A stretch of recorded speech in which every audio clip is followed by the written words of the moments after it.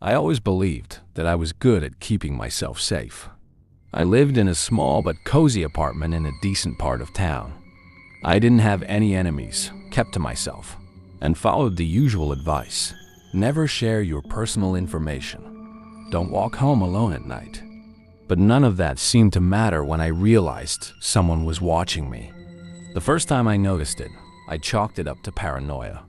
I had just gotten off work at 10 p.m. and was unlocking my apartment door when I felt it a prickling awareness, like eyes digging into the back of my neck. I looked around, only to find the hall empty. But the feeling lingered. A week later, I started noticing small things in my apartment that were off. My keys, which I always hung by the door, were lying on the kitchen counter. My favorite coffee mug was suddenly in the cabinet upside down. And worst of all, my bathroom mirror had small smudges across it, like someone had pressed their fingers against the glass. I convinced myself that I was just overthinking things. I worked long shifts after all, and I was probably just misremembering where I'd left things. But then I found the photo. It was lying on my doorstep one evening. A picture of me, sitting on my couch, taken from outside my window. The realization that someone had been standing out there, watching me, sent a chill deep into my bones. I scanned my surroundings, my heart racing, but of course, the hallway was empty. I started closing all my blinds, but it didn't help. I'd catch glimpses of shadows outside, feel the subtle vibrations of someone's footsteps in the hallway, and worst of all, I began hearing faint whispers through my walls. I couldn't make out the words, but they were there, a constant murmur seeping into my mind. One night, after the noises had gotten unbearable, I called the police. They came, did a quick sweep, and told me they didn't see any signs of forced entry. They suggested I get some cameras installed, but I knew they didn't take me seriously. The whispers had stopped by the time they arrived, and all I had to show them was the photo, which looked like a prank more than anything else. The cameras caught nothing at first, and for a few days, I started to feel safe again. Then, 2 weeks later, the footage showed something that still haunts me. It was 2:37 in the morning, and the camera outside my apartment door flickered. For a split second, it went dark, and when the image came back, I saw him. A figure, tall and thin, standing motionless just outside my door. His face was out of view, but his head was tilted, almost like he was listening to me. And then, in a slow, deliberate motion, he reached up and ran his fingers down my doorframe, tapping his nails against the wood. I couldn't sleep after that. But the worst was yet to come. A few nights ago, I woke up at 3 a.m. to a soft, almost playful knock on my window. My heart pounded as I looked at the curtains, the thin fabric barely shielding me from whatever was out there. Another knock. And then, a voice, soft and mocking, whispered through the glass, "I know you're awake." I was paralyzed, lying there in bed, my entire body tense with fear. The voice didn't come again, and after what felt like hours, I finally forced myself to peek out from behind the curtain. Nothing. Just the empty street below, quiet and undisturbed. The next morning, I found another photo taped to my door. This time, it was a close-up shot of me sleeping in bed. I packed my bags and left that same day. I didn't tell anyone where I was going. Didn't leave a forwarding address. Now I'm living with friends in another city, too afraid to be alone. But even here, miles away, I still feel those eyes on me, watching, waiting for the right moment to come closer. It started out as nothing more than an escape. After moving to a new city, I didn't know many people, so I'd spend my downtime playing Call of Duty. It was a comfort, connecting with strangers, running missions, and forgetting about the world outside.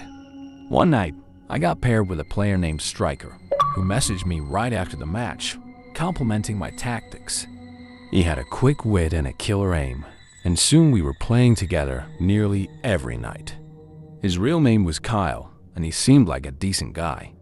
Over a few weeks, we became a solid team, sharing strategies and inside jokes. Then he started getting personal, asking questions that dug just a little too deep. "What's your setup like? Bet it looks sick with all that gear. Your place must be nice. Do you have a window in your room?" The questions felt strange, but I brushed it off as him just trying to be friendly.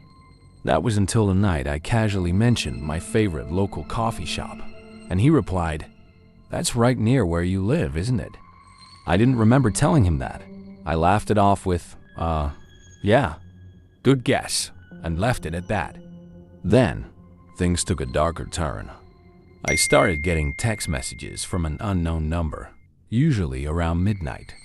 It would just be random updates at first, like online or ready for a match. Even though I hadn't shared my number, I figured it was someone from the game. I ignored it, but the texts kept coming. One night, I got a message while I was on my way home from work. "You look tired tonight. Rough day?"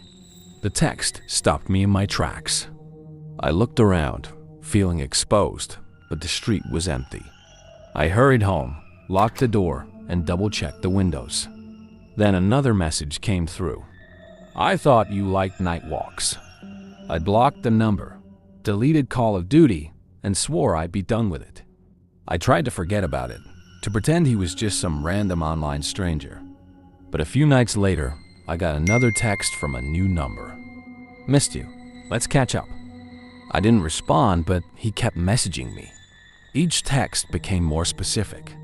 He knew when I was home, when I left, even the color of the sweater I'd worn that day. Every time, he'd drop a small detail that let me know he was watching. I stayed inside for days, too afraid to leave, hoping it would make him go away. Then, one night, I woke up to the sound of my console turning on by itself. I hadn't even touched it in weeks. I stared in disbelief as the screen glowed in the dark room, displaying a single message from a friend request that shouldn't have existed. "Striker wants to play." I forced myself to breathe, trying to steady my nerves, and looked at the message. Another one followed. "Last man standing. Your move." I moved out of the city the next week, leaving my console behind and telling no one where I'd gone. But the memory of those messages still lingers. Some nights I lie awake in bed, convinced I can hear the faint hum of a console powering up and the faint, mocking sound of Kyle's voice daring me to pick up the controller again. It started like any other day at the cafe. I worked the morning shift at a small coffee shop downtown, surrounded by the familiar buzz of customers and the rich aroma of coffee. That's when I first noticed him. He came in around 8 o'clock, his tall frame almost too thin, dressed in a dark hoodie that obscured his face. He ordered a black coffee, sat down in the corner, and stared blankly at the wall. At first, he was just another customer. But then he returned the next day and the day after that. Each time, he ordered the same thing: black coffee, no sugar. He rarely spoke, but when he did, it was always directed at me. "How's your day going?" he'd ask, his voice low and gravelly. I'd respond politely, forcing a smile as unease crept into my bones. After a week, I noticed he'd begun to watch me. He would sit quietly, his dark eyes following my movements as if studying me.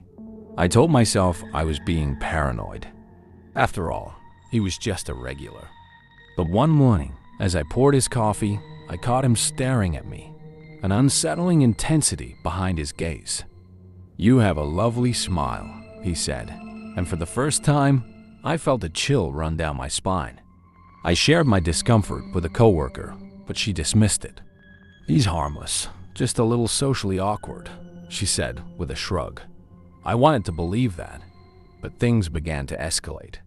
He started coming in twice a day, lingering longer each time. He'd sit at the same table, flipping through a worn-out notebook, occasionally glancing up at me. I found myself avoiding eye contact, feeling exposed under his watchful gaze. One evening, as I was closing up, I noticed something strange, a small, crumpled note left on the counter. "I love how you laugh," it read, followed by a crude drawing of a heart. My stomach dropped. I scanned the cafe, but it was empty except for the cleaning supplies scattered around. I shuddered and quickly locked the door behind me. The next morning, I arrived to find him waiting outside the cafe, staring at me through the window. My heart raced as I unlocked the door, and he walked in as if nothing was wrong. "I saved you a seat," he said, his voice too cheerful. I forced a smile, trying to maintain my composure. As the days passed, his behavior grew more erratic. He began to bring me gifts, small trinkets, a half-melted candle, a flower wilting in its own dirt. Each time, I politely declined, but he only smiled wider, as if he found my rejection amusing. Then one day, he handed me a small box, his eyes gleaming with excitement. "Open it," he urged. I hesitated, the hair on my neck prickling with dread. I slowly lifted the lid, revealing a collection of locks of hair tied together with a fraying ribbon. My stomach churned. "I thought it would be a nice keepsake," he said, his grin stretching impossibly wide. I dropped the box, recoiling in horror. "I need you to leave me alone," I yelled, my voice trembling.